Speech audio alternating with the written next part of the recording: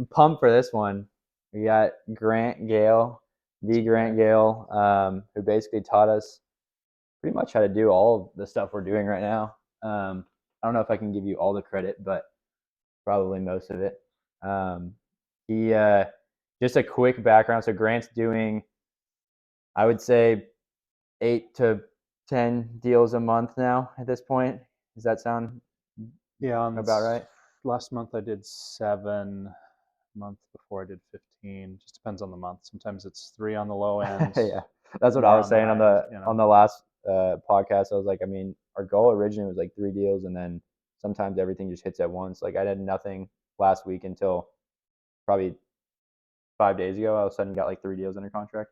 So, but yeah, he's doing huge network, closing everyone's deals. He's the powerful closer he markets himself as. So I've just tried to basically copy what he's doing, but super small world how he ran into Grant. He was actually doing door-to-door sales at my age for the same company, Vivent, that I started with. I got to tell the story about how we met first too, because it's pretty wild about how small world this was. I was doing solar. I think I talked about this on the first one too, but selling solar, it was a slow season. I got into Pace Morby's community, which was great, but then I was trying to figure out how to get into wholesale, buying property subject to. I realized people were targeting houses in pre-foreclosure. The first house I hit in pre-foreclosure, I just pulled up a list while I was knocking solar, went and knocked on the door, saw a little note on the door that said, "Hey, my name is Grant. I specialize in stopping foreclosures. Please give me a call. I can help you at no cost." And I'm like, crap, like everyone knocks on these doors. The guy didn't answer. I could tell no one was home. So I grabbed the note and I was like immediately thinking, okay, I should have had notes and let's see if this guy's legit. So I took a picture of it. I just left it there because I'm like, I didn't have another note to replace it with, which is what I do now if I'm knocking. But basically went back. I almost didn't call you because I was like, I should probably just keep knocking. But like, what if he's on every house right before me? I was like second guessing everything. And I just got back to my car and I just gave you a call. It was a 214 number and I was in Little Elm. So I was like, okay, I can't be that far away. And I was like, yeah, I got your note on the house. And he thought I was the homeowner. And I was like, no, I'm another investor. He's like, oh, I'm so disappointed. the worst call. But I was like trying to pick his brain. I was like, so do you do like, are you in any groups, like investor communities? And he's like talking about some other group I didn't hear about. Like, no, I'm not in the Pace Morby one. I was like, well, do you do like subject to stuff? He's like, oh yeah, I do all of it. Like wholesale, flip. Like I'm in one of my properties right now. I bought subject to. So then he went deep into it. We talked for like 45 minutes. He ended up being from the same hometown from Flower Mound. His kids went to high school with me. He sold for Vivent when he was my age, which wasn't even called Vivent. What was it? Apex? APX. Yeah. It was Apex and then APX and then Vivent. Yeah. So were you ever there when it was Vivent? Yeah. Okay. Yeah, so he was knocking doors in during the real estate crash? During the Great Depression. Yeah, basically when the housing market was crashing. That's so crazy. Did you sell did it turn down for the smart home, or I guess security, right? It wasn't as much smart home then. Yeah, we were mainly switching over landlines to cell. So Okay. It used to be cell backup, then it was cell primary. So I would say maybe 60% of the sales we got were switching away from landlines and DSL over to cellular primary, cellular backup. So smart home stuff wasn't around back then, really. But yeah, so we learned how to sell. We'd knock 40, 60 doors in a day. Just really, that's where you cut your teeth on talking to people. And so fast forward a decade and a half, here we are. How old are you now? I'm 37. Okay. Yeah. So 37. So were you finishing college in that last summer, or did you ever do it when you graduated? A little bit of both. Yeah, I did it for a couple summers all throughout college, and then afterwards, after I graduated, I did it with one of my managers, and he went off on his own, and we're getting $1,000 a deal instead of $400 to $650. So you did went with the dealer basically? Yeah, I went the dealer for Monotronics route and did all right. Yeah. And I got a real job. Yeah. So was that after? So you did basically one more year of it, and then decided real job. Was that because girlfriend influence, or you just thought you could make more money, Well, or I was married at the time, right? okay, So, I got my college degree, did the gotcha. whole college path, and got a job in consulting right out of college, and didn't look back. And I said, I'm never going to knock another door in my life, Little did you know. right?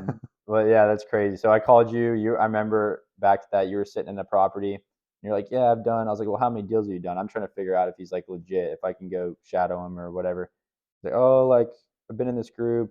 I've done like 18 deals, wholesaled like 10 of them. I bought in like 8 houses or 6 houses, whatever, subject to rentals. He explained wrap, which I kind of knew about, selling owner finance. So he was talking about all these different deals. I was trying to tap my foot in the water, find a lead. I asked him if I could shadow him. I was still busy going to solar trips. Ended up coming back a month later.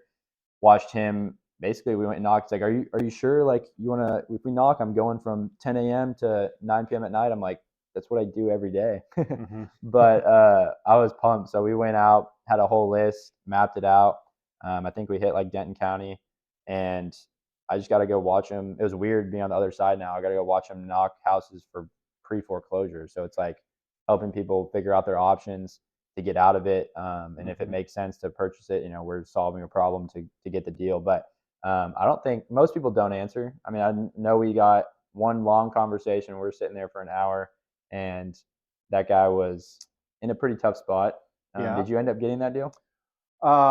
He backed out last minute. So I went back to his house, put him under contract, and he was able to get some assistance, and Okay. he backed out last minute. So, it's just a numbers game. You can't win every single deal, but the more people you talk to, the more deals you get, Right, basically. right. So that's a lot of people figure out when they're doing alarms or solar is I never really did this. I probably should have. We Hmm. eventually had apps for it, but like KPIs, so like how many doors you're knocking, how many answers, how many closed deals. So I feel like now you kind of figure it out. I mean, once I started talking to you, you're closing a lot more deals than most people, but Right. you were working a 9 to 5 job, and how did you get full time into real estate? Yeah. So I got into real estate actually through my wife, but she wasn't my wife, and I didn't know her at the time when she bought her first house, right? Mm-hmm. So back in 2008, she bought a house before the crash, Mm-hmm. very high interest rate. And then we went to sell it a few years later after I met her and got married. And she owed more than it was worth. She bought it for 155, went to go sell it. Could have sold it for maybe 164, but after realtor commissions and everything, we would have lost money. And Right. I dropped 20 grand on that house. Foundation, remodeled the whole thing basically, redid the bathrooms, and I was like, we're not going to lose money. So we kept it as a rental. Fast forward to 2001, I do a cash out refi on it, and the monthly payment went up by $200, and I pulled out 174,000 out of that house. 174. When did you buy it? I didn't Or when buy did it; she buy she it? bought it in 2008. So it 2008. more You than said fast forward 2001. What to year? 2021. 2021. Yeah. Gotcha. So in the space of about 12, 13 years, it more than doubled in value, and we still own it, and we still cash flow on it. And then Yeah. that's what really got me into real estate. I was like, if I had more of these houses, I could just do a refi once per year. If I had 10, I imagined if I had 10 houses just like this one, they all cash flow, 2 to 600 per month. Hmm. Do one refi every year, and I could just pull out I could pull out 6 figures every year if I do a refi Yeah. on each one on rotation. So then I ended up joining a real estate group, and they were talking about one marketing method, which is door knocking, and I was like, I've done that. You're like, wait a second. Yeah, yeah. So we left notes, and that's how we connected, and we've just been crushing it ever since.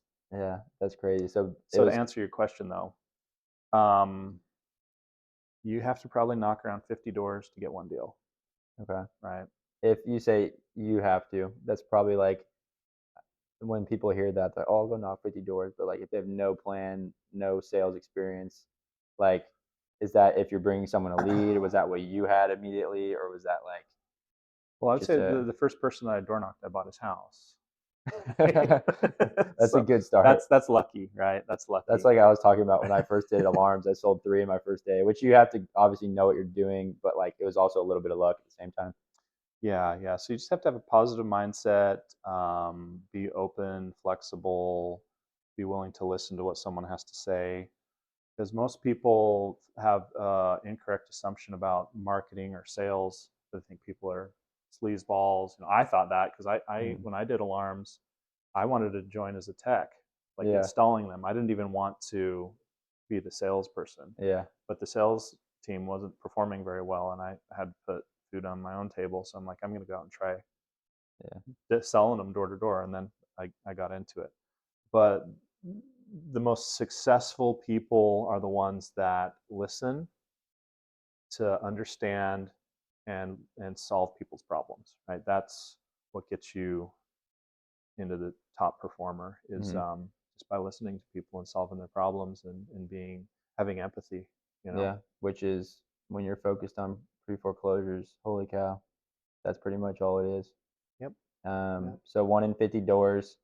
I guess, granted, you got the first deal you knocked on, which is crazy. That probably like you're working, you're just knocking on Saturdays, right? Hmm. Um, Yeah, I had a full-time job and I was just working 2 Saturdays out of the month.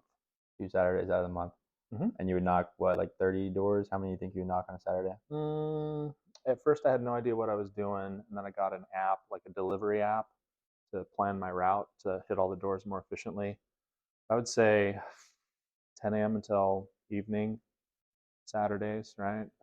And I would hit maybe 20 doors on the low end and maybe 40 to 50 doors on Right. the high end. Depends if you're sitting there talking to someone for an hour or two. Yeah, and how far apart the houses are. So it Right. depends on what county you're door knocking. If you're in downtown Dallas and they're all close together Yeah. versus Denton or Collin County where they're more spread out. Right. I think that's the crazy part is like everyone hears this if there's door to door sales or cold calling and they're like, oh, I can go knock 50 doors, but like you're going to go knock 50 and 10 people will answer and they don't really have a plan. And then Half of they're them like, saying, I'm yeah, good, I'm they're fine, good. leave I me figured it alone. out. Yeah. And then they never knock again or they knock like one more time. Yeah, Um, yeah. So it truly is a numbers game. Like, you almost have to have, what is it, aggressive patience, yeah. where you just know that you're going to be successful, and you have to know that no matter what, you have to. It's do or die, right? Yeah. It's do or die. You just keep going. Everyone wants to make a bunch of money. Everyone wants to get rich. Everyone wants to have the lifestyle, but very few are willing to do what it takes to win. Yeah. Very few. What it takes to win is maybe going a month without a deal, maybe going 2 months without a deal, and then the next month you get four. Yeah. It's pushing through the times where you don't want to get out of bed and door knock, or pushing through the times where you don't want to cold call or you don't want to market, and being consistent. Yeah. That's what winning is made of, is being consistent, because the success is only a side effect of how consistent you are with your marketing. If you make success your only go and you just want to be successful now, you might think, oh, all I got to do is just learn a pitch, go out and talk to people, talk to 50 people, and I'll have a deal. You might talk to 300 people and get Yeah. no deals. Then you talk to one person the next day and you get a deal. And then you talk to 10 people the next day and get another deal. It's um, it's it's inconsistent, right? Yeah. It's not like a set numbers game.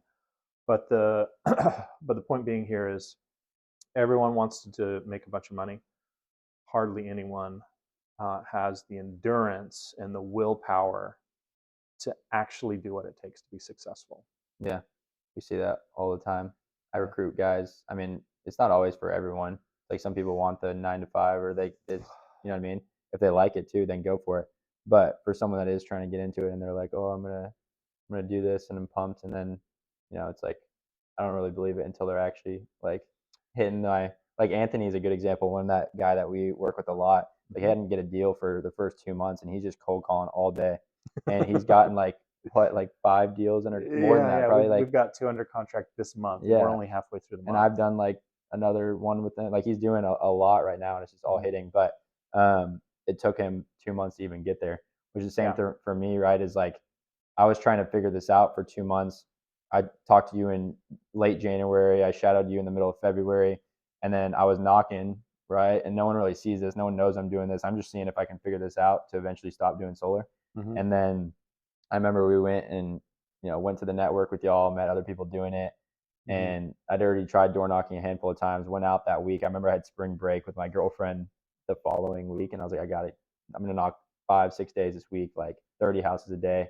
And I just ran into a guy that needed to sell it. Right, his like house was terrible condition. You're talking about the blue Yeah, house? I'm talking about Yeah, the yeah, blue the house. Haltom City. Yeah. Yeah. So I was like in there, man. This guy was hilarious. But going through it all, I was like, okay, he definitely is open to selling. He has no other option. But I'd never done the paperwork. I didn't even have anything. I was just setting an appointment like I would for solar. Even though I was the one closing solar deals, I just treated it like it was a solar appointment.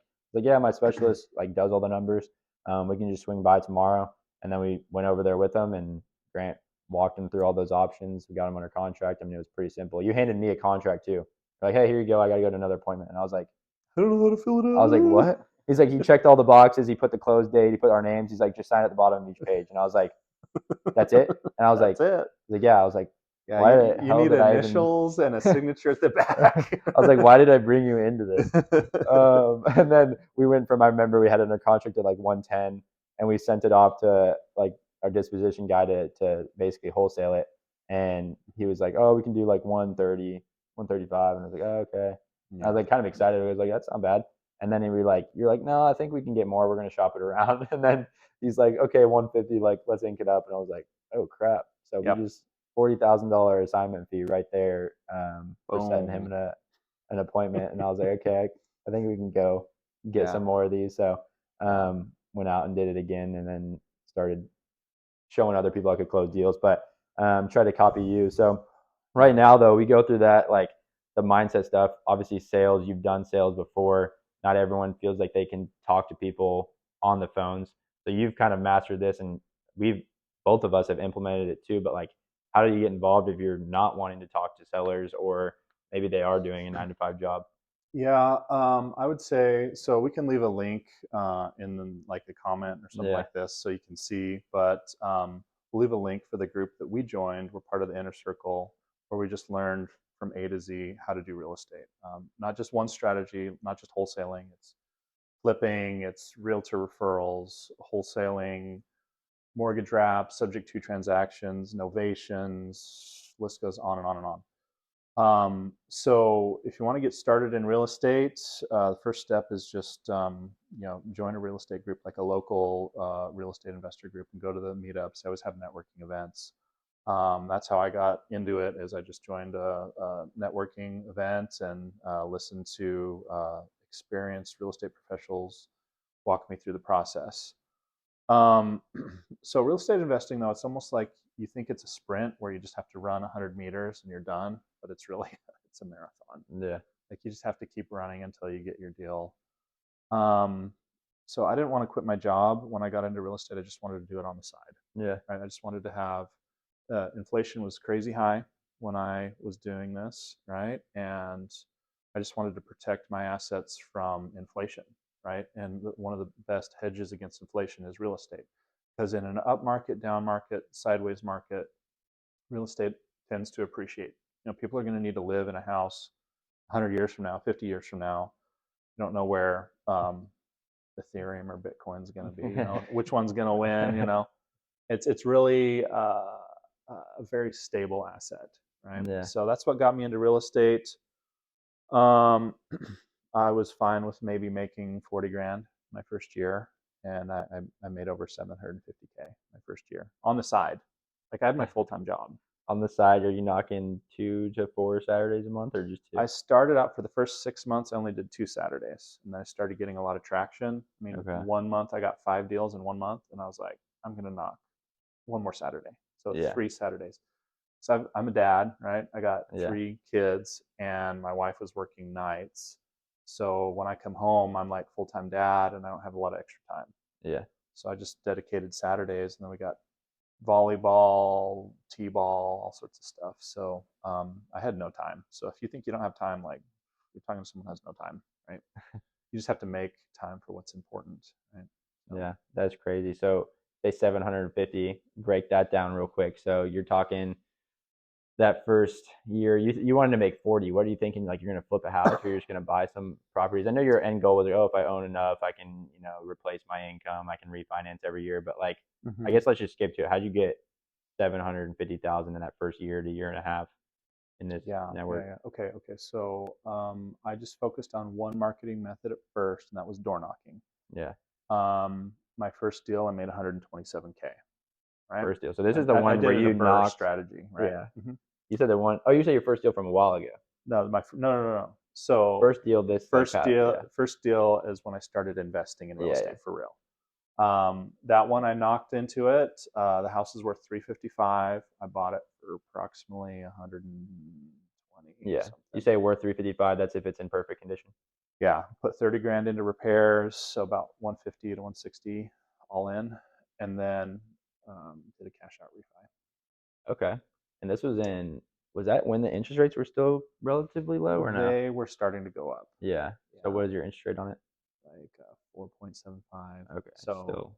but I had done 2 cash out refis at 2.6 and 2.87. So 4.75 for me was high, but I was still cash flowing 400 a month. So it made sense. So you just bird that basically. I just bird it and got all my money back plus 127. So those that don't know what burr is, just buy, renovate, rent, and then refinance. So you buy it, fix it up a little bit. Now it's worth way more. You put a tenant in there, and now you refinance it at what, 350?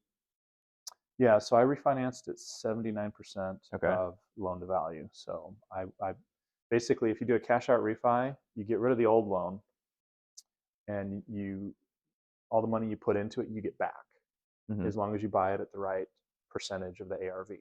So most of your loans right now, if you want to get the best interest rate, maybe 69% loan to value.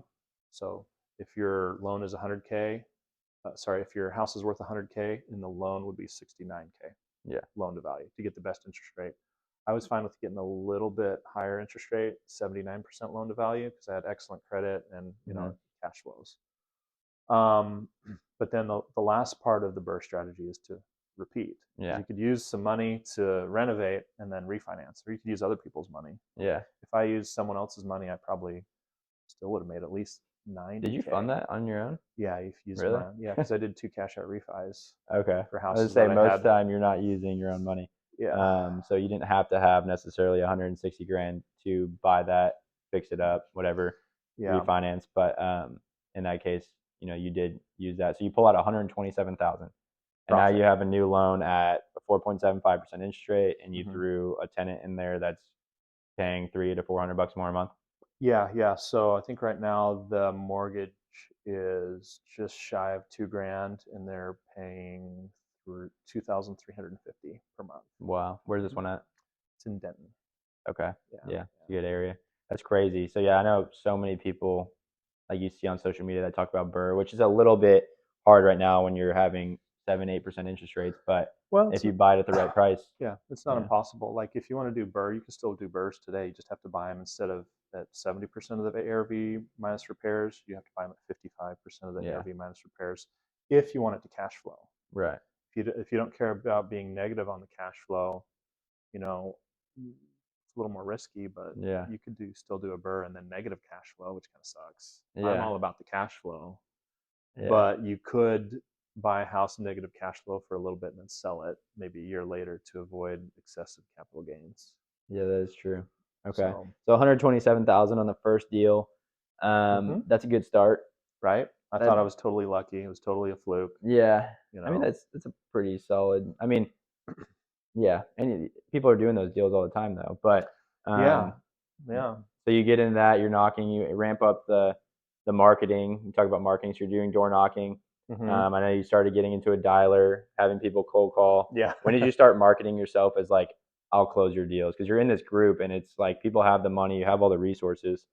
And now when were you like, okay, I'm going to start like going hard at this? I would say no more than 6 months into it, I started marketing myself as a closer because I was getting a bunch of deals. Yeah.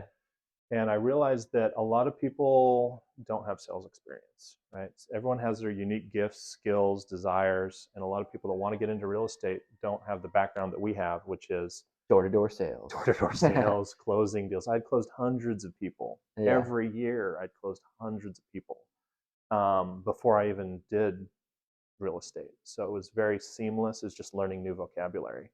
So I would say after I did 10 deals, Yeah. so 6 months into it, I was like, okay, I'm going to start helping other people because there's this giant need to close deals. Yeah. I actually had foot surgery. So I couldn't door knock for a little bit, and I just got on our group and I said, hey, if anybody needs help closing deals, and I started closing them over the phone. And I was like, this is cake. Okay. I don't have to go knock on their door, and these people need help closing deals. So then after that, I was listening to my coaches, my mentors. They were saying, door knocking is not the end all be all. Try some other marketing methods, try cold calling, hire a virtual assistant. So I hired a VA, and the VA said, well, I use this dialer and I use this CRM. And I was like, okay. And I just went out and bought them. Yeah. And then the VA had just been fired and from someone else. So that's how he was introduced to me, because he just lost his job. So I was like, I'll give you a chance. It's $5 an hour. What's the worst that could happen? VA is only going to get maybe 20% of what you could do. So one VA equals 5 of you, right? Right. Wouldn't be 5 VAs equals 1 of you. Oh, sorry. Yeah. I was like, I hope not. Yeah, Jeez. I know how to do math, I swear. My math isn't nothing. So I had to let him go. He said he did 8 hours of work, and I logged onto the dialer and I could see the metrics in it, and it's like 2 minutes of dialing. I was like, I gave him his money and said, see you later. So I had this dialer that no one was using. I didn't have any extra time. So I started plugging in other investors into my dialer just to cover the cost. I said, I can charge you $100 a month, because most people charge like $1,000 to $2,000 a month to have all the features and leads and everything plugged into a dialer. And I was just like, I'll give you $100. Just give me $100. I'll help cover my costs, and then I'll split the deals with you 50-50. So I was closing other people's deals now. So now I have over 100 people on my dialer, and they all have their own phone number, right? I'm just buying new phone numbers, and I lose maybe $1,000 a month on it. Lose. If you're just looking at costs, Yeah. right? I bring in about $2,000 a month revenue from my dialer from people using it and paying me $100, but it costs me about $3,000 a month because it's based on usage. But marketing costs to make money, so you're technically marketing costs are $1,000, but you have all these people that probably not everyone's super consistent. I mean, now you have all these people that are calling, and they're bringing you the lead. Yeah, so they're doing the work, making the calls. I'm bringing them all the leads, and they'll just call me. Like I've had a couple calls right now, and I'm just like clicking on it, like close. Like, and I'm going to close one today after we talk about this. It's a house that's worth about $230,000, and they've found them on the dialer. We're buying it for 110. It needs maybe $30,000 in work, right? So, and then we might wholesale it, we might flip it, just depends, right? So really, it's a numbers game, and the dialer is, in my opinion, way better than door knocking. Yeah. You can't get the best deals on the dialer, but you get the best deals door knocking. Yeah. But the dialer, you can go through 200 people in 1 hour, whereas door knocking, you'll spend a whole day and you might get through 30. Yeah. You get 3 people that answer, but you're face to face, and they probably didn't pick up the dialer phone because their phone's getting blown up by every investor, and it's like, that old guy, the first deal I got, he had probably 50 missed calls right there in the last couple of days, but he didn't even know how to work. Like, he just needed help in person, which is you're definitely finding those whenever you go face to face. But that is crazy. So basically, you have all these people coming in. I remember I cold called for a little bit on it. Then we got our own system, and then now you have people bring these leads. Your phone's blowing up. You have overflow. You send it to me and Alex. Now I have backup closers. Now I have 3 backup closers. So if someone's calling me and I'm closing a deal, I push it to you guys, and then we're just trying to make it a win. Sean. We got Sean coming on. Sean was supposed to be on the podcast today, but Grant's like, I can do it today. So Sean's going to be entertaining no matter what, man. It's going to bring a whole new level of energy to this. We'll get him on here. It'll just be a bunch of little Grants. Everyone calls me Uncle G. Uncle G. Uncle G. No, I'm the old guy here in the young real estate investor room. Yeah, how'd you get tied up with? We're probably me, Alex, Sean, and like Anthony. I'm trying to think. There's probably a handful of other ones, like all 24, 25 years old, and everyone Yeah. else in the group's like what, 50 plus, except for you. Yeah. A lot of people, once they get into a certain position in their life where they're about ready to retire and they've got all this extra money, they're like, I need to invest in real estate. And I wish I knew about investing in real estate when I was y'all's age. Otherwise, Yeah, I'd be on a different path right now. But I found out a little bit late in life, right? 36 years old, find out about real estate, and I was like, dang, where were you guys 15 years ago? So really, it's you can get into it fairly easily. Just got to get the right group that can support you, the right mentors, because you can lose your shirt. yeah, Right? Like there's people that we talk to on the phone and knock on the door with. And they're real estate investors, and they're getting foreclosed on because they yeah. bought at 95% of the ARV and they underestimated their repairs. That's what I tell people about wholesaling. It's crazy because he says lose your shirt. It's like if you're flipping, you got to know I have it at the right price. I didn't underestimate repairs. It can actually sell at this. Looking at comps, that's what is nice about wholesaling is you've done a ton of flips, and you probably had some go really well and some be okay. But when you're wholesaling, it's like yeah, you maybe have a little less upside, but if you have the right buyers and you get at a good price, you can get rid of it, no money into it, and then you move on to the next one. Which I think a lot of people that do listen to this are like they are young, they're working some sort of job, they're willing to cold call or door knock, and they don't have the money or the resources to flip. It's like we've done some flips with you or like partner with other people, but I honestly, that's not really my primary focus. Is if I can just wholesale it and just get more leads and wholesaling is like crack, because you can make almost as much money wholesaling as you could on a flip. Yeah. However, I've done a flip. That burr that I did, that first one, we could have wholesaled it, made 65 grand. Yeah. I made 127 and I still own it. Yeah. Right. So you can make a lot more long-term wealth. So it depends on what your goals are. If you want short-term fast money, it's wholesaling. Yeah. If you want long-term wealth, which that's what I'm wanting, is I'm doing burrs, I'm doing sub twos with low reinstatements, and I'm renting them out. Yes, the cash flow is very small compared to how much you can make, but if you get a sub two, like I bought one, this is the one that ruined my job, by the way. Ruined, made you quit? Yeah, so basically it ruined me, right?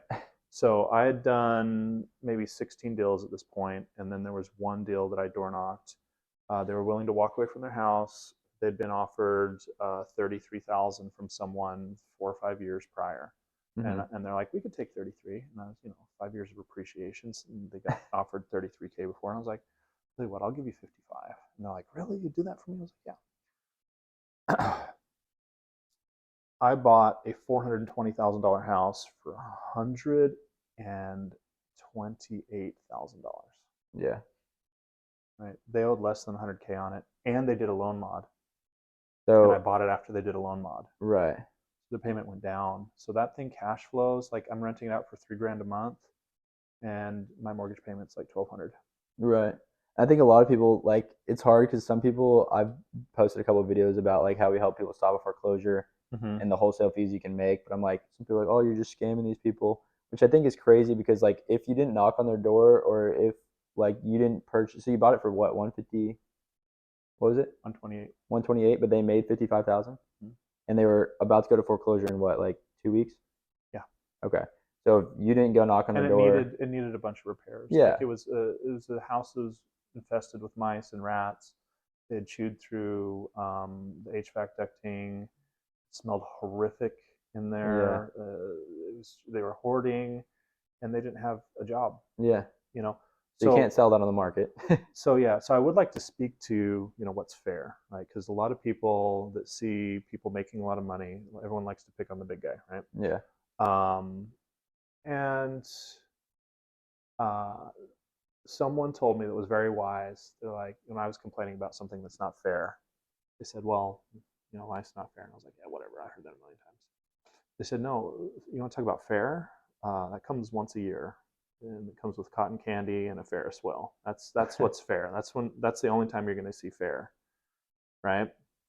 And what's fair to people that are getting foreclosed on is what they signed up for. So they signed an agreement with their lender that they're going to pay the mortgage on the first of every month, and if they miss a payment, that the lender will take it back. Yeah. Right. If you look up the definition of what a mortgage is, Google it. Right. Yeah. See the origins of that. It's like, so what's fair is they're going to lose everything because they signed up to lose everything if they didn't pay. And what you can offer them is maybe you let them stay for an extra month. Maybe you can give them a free move, help them out. Maybe you can give them 55 grand. Maybe you can give them 55 grand and they're happy with it, And, I'm fixed their credit now too. So, when you buy a house subject to the existing mortgage, you fix their credit, you help them out, and they're happy, you're happy.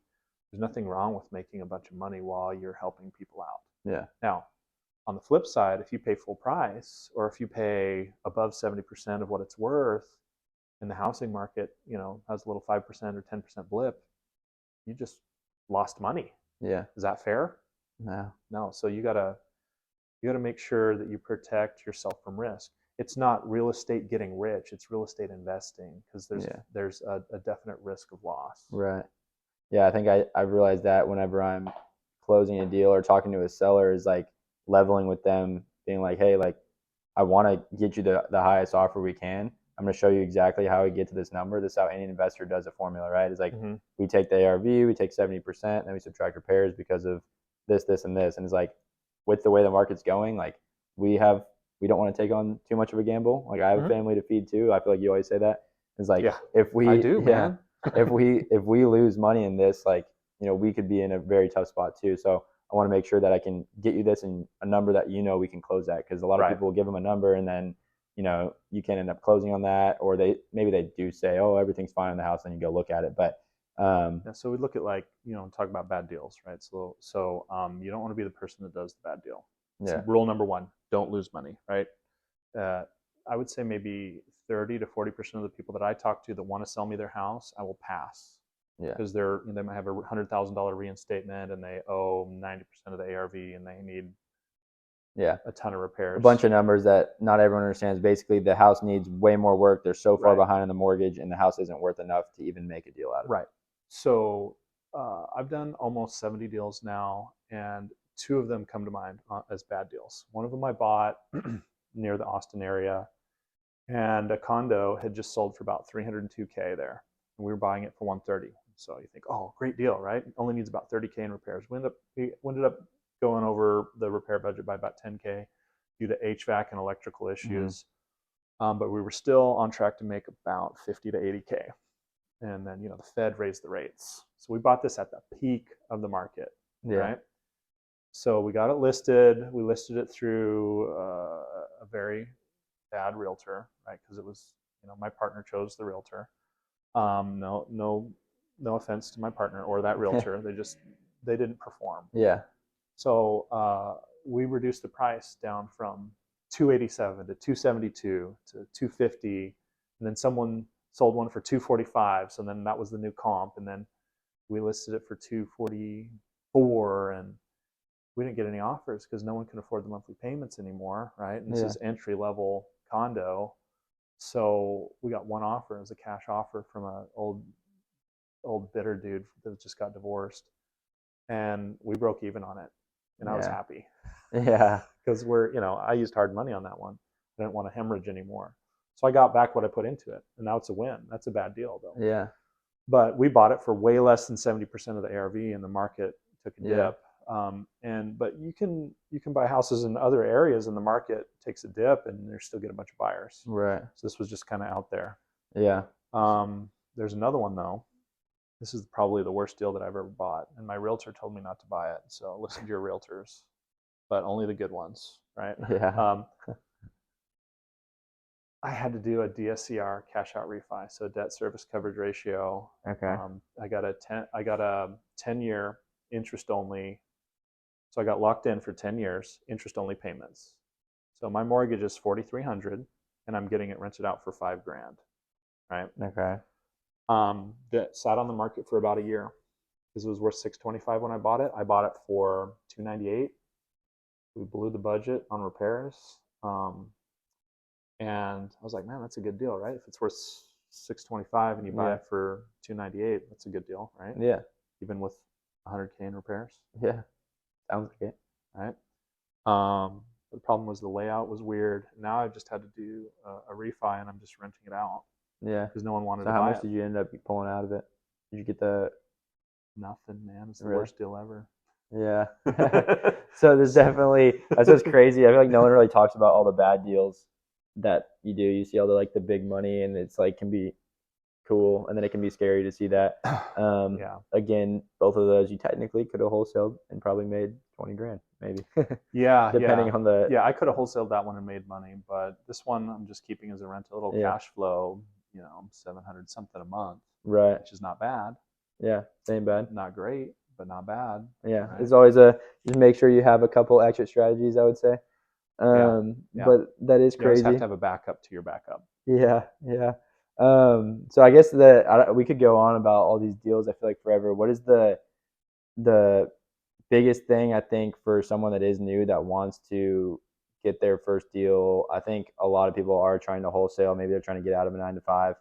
We definitely talked about the mindset on that a little bit. I think there's also people that have money that just want to buy property. We talk about subject to, like, it's hard right now, I think, to go on the market and just find a house you want to like buy as an investment, especially if you have no real estate experience and you're not doing it day to day like we are.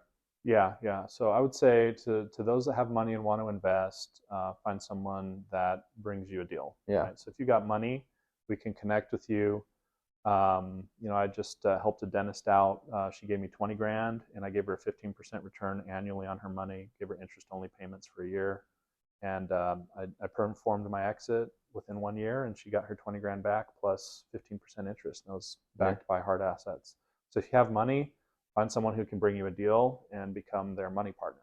Yeah. If you have no money, go out and find deals, make sure they're good deals, and then as long as it's a good deal, you know, wholesale it or flip it or whatever. you can find a money partner that'll fund it. Yeah. So luckily for us, we're in a real estate group. We're in an inner circle where we're networked with multimillionaires that taught us the path, right? And then what we use the knowledge we know to help new real estate investors. So Yeah. if you want to invest with Ben, he's got I've done that bunches with of guys deals. I got guys like solar guys that work with me that make a lot of money, especially at a young age. They need the tax benefits or they don't want it just sitting in their bank account. So they've given me the same things like 20, 30 grand. I pay them, 10 to 12% interest, whatever it is, or I just help them find a deal subject to that they want to buy their first rental. Just one that I don't really want to take down. Yeah. So that's another way to do it. I think we like post about this and talk about a lot of different avenues, and people get confused about, there's a way to monetize on every deal. You could go wholesale it and make the quick cash. If you want to take down a flip, partner with someone. If you want to invest and don't want to do anything, then give someone your money and just earn interest on it. But Yeah. I guess the quickest thing here, the coolest deal you got right now, I know you're looking at a homestead. I don't want to jinx it. Is it like, do you want to talk about it or no? You got another. What's the biggest that deal? one's complicated. Okay. What's the biggest deal I think Biggest deal I've done yet? you've got, or one that, biggest deal you've got yet? 600K. One deal, 600K. Okay. On a flip or what? All right. So it's a $2.2 to $2.3 million house. Is the one that Sean was doing with you? Okay. It's still in the works, right? Yeah. Oh no, we're gonna get it listed and sold. Like we got comps and everything. So it's a $2.3 million home we bought for 700 something. Sean can talk about it. He'll talk about it next. But basically, we brought in high-end real estate investors that flip high-end homes, and we're giving them half the profit. So we're giving them 300K to manage the whole thing. Okay. Sean, who brought it to me initially as foreclosure or? Yeah, as a foreclosure. They were going to lose their house, and his funding partner that committed to fund the deal dropped out, didn't have the money. John's. And they called me after that happened. Yeah.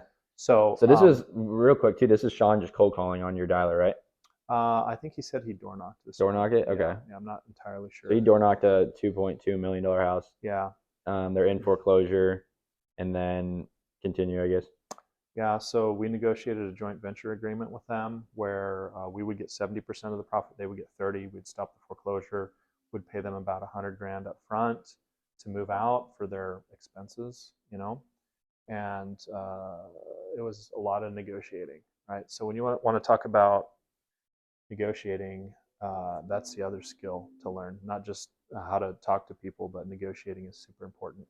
Because if you're kind of a pushover with negotiating, you'll get nothing but bad deals. If you're in a position where you know how to negotiate, you get the best deals. You make all the money.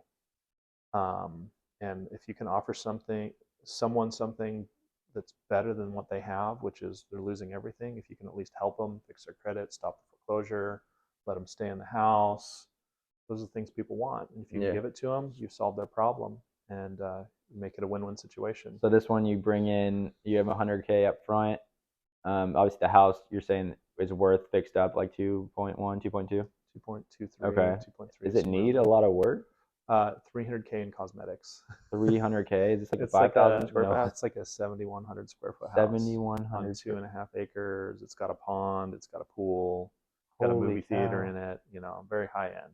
Who would trust Sean to call these people? I'm just kidding. No, he's great. He's great. I'm just kidding. That's what's cool too. This is a 24-year-old kid, 25-year-old kid that calls them and gets this lead and brings it to Grant. But so you go in, you put 300 grand in repairs with these other people that are flipping the house. You get it up to that highest value, and you're splitting the profits with the owners.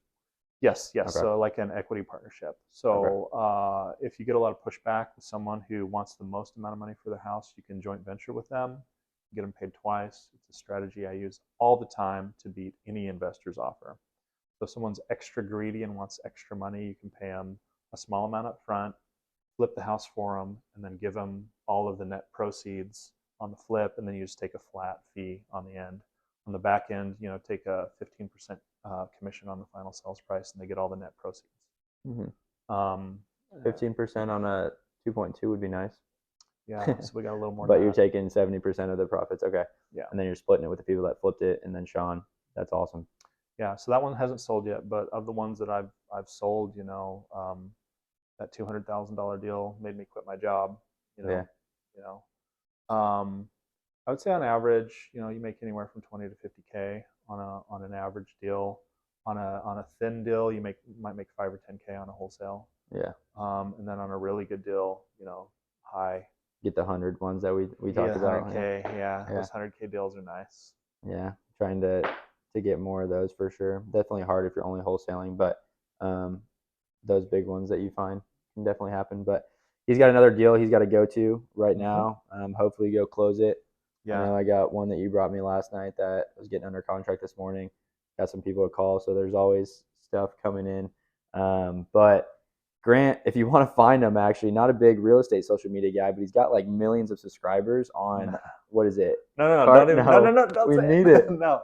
Okay, well, if you want to, subscribers on YouTube for something. He used to make golf carts, and make videos, and do affiliate marketing, and it's still up there, so you can find him if you want to learn how to make a golf cart. And basically, I don't upload anymore. Don't worry about it. Yeah, but I've stayed out of the social media scene. It's pretty crazy. Yeah, it's got like 3 million views of him just like tearing up mudding a golf cart. But yeah, I guess that's what he was doing as a side hustle before real estate. So yeah, it's a fun little side project. But yeah, so if you guys want to get into real estate, just drop a comment. Check out the description. Follow me on, I don't know, we got Instagram, TikTok. Podcast is on YouTube, Spotify, Apple Podcasts, I believe, soon. And then, like I said, we can drop a link, but reach out to us and we can get you cold calling or door knocking or whatever you absolutely get involved with. Yeah, so you can start out just like we started out, get a mentor, get someone to close your deals for you starting out, and make a bunch of money moving forward. Let's go. Appreciate it. All right, no problem. Thanks, Ben.